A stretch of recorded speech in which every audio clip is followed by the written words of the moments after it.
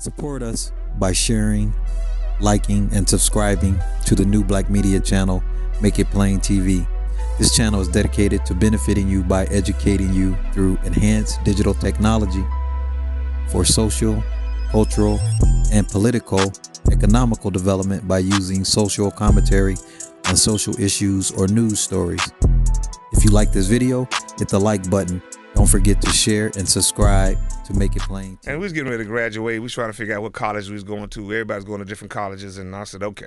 So I went and got in his band, and it was okay, you know. His band was already called the Gap Band? It wasn't a Gap Band at that time, but it was like we ended up calling it that, the Greenwood, Archer, and Pine Street Band. I wanted to know. I was going to ask you what's the cultural significance of the group name, the Gap Band. I was going to ask you what does that mean. Greenwood, Archer, and Pine Street Band. This is all neighborhoods. Greenwood was where Black Wall Street was. All rich black people, multi-millionaires, had their own bus companies, had their own grocery stores, had their own black-owned banks. That's right. Everything there. And then the white man came and blew it all up. Burned it up.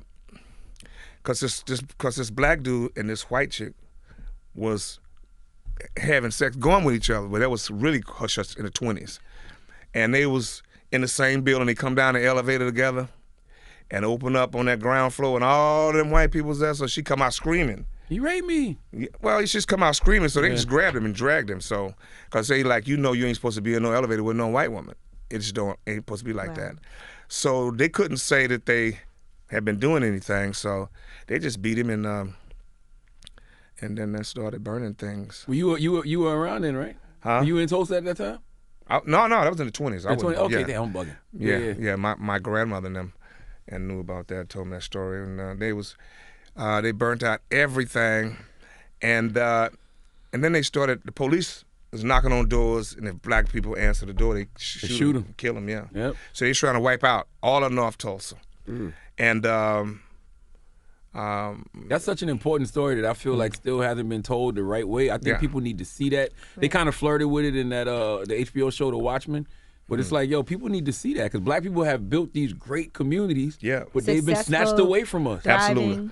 Well, the white community was really mad at this black community because they had everything, didn't need anything. They didn't have to come out of that community for nothing. Buses, cabs, and they was mad because the black people wouldn't go and work for them anymore. Because they had it all. Is that story told in Tulsa a lot? Because I always wondered, like, what was taught to kids growing up in Tulsa? Well, you know to teach them the importance of having their own. Basically, it was not supposed to be talked about at all. So the blacks that lived long said, don't ever bring that up, ever. Really? Oh yeah, because if the white police officers, if you said, tell me what happened, and if they started talking about what happened, then they just kill them. Wow. Yeah, that's what was happening.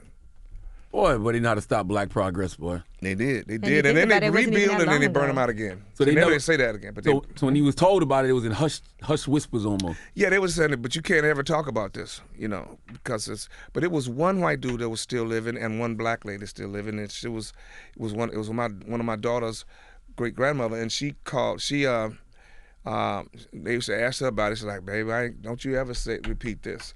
He said, Grandma, how you still living? She said, because I never said anything, because my mother said, don't ever, ever talk about this. Damn. Yeah. And so she was one of the ones that was living, and it was one white dude that was living, and he kind of didn't tell the story right, and they said, he didn't say it right. But we all know what happened. And so she said, the reason why I'm living, because I never told them. They tried to do interviews with her, take pictures, asked her about it. She's like, no, I don't have anything to say. That just followed her all the way. She was 106 years old when she died. And she died 7 years ago. It's a game of numbers, and we're losing.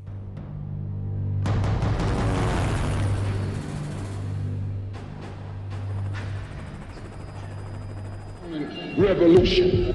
The only kind of revolution that's nonviolent is the Negro Revolution. The only revolution based on loving your enemy is the Negro Revolution. That's no revolution. A revolution is bloody. Revolution is hostile.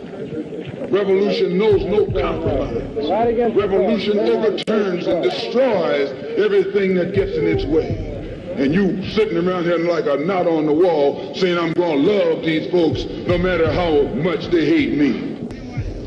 You call us savages and beasts and mad dogs running the street burning and looting, but we're doing this not for the destruction of the world, but we're trying to prove one point. We want freedom and justice and equality. We want to be treated equal. The best thing to do is give us freedom or at this place will riot with blood. Here in Detroit, a city of war.